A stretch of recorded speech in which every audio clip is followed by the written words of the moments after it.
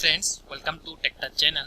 Today I am going to show you in this video how to fix your organization has turned off automatic updates in Windows 11 PC. So before start the video, please subscribe my channel for more latest video.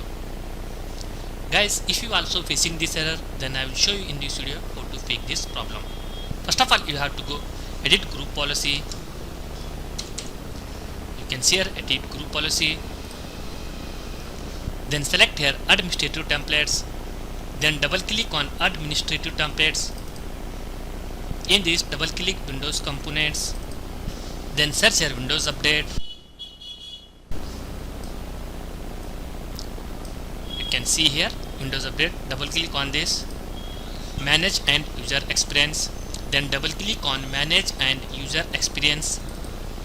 In this double click configure automatic updates. If you are check enable or disable, you should select or check not config. Then click on apply, click on OK. After doing this, restart your PC or laptop, fix your problem. So in this way you fix this problem.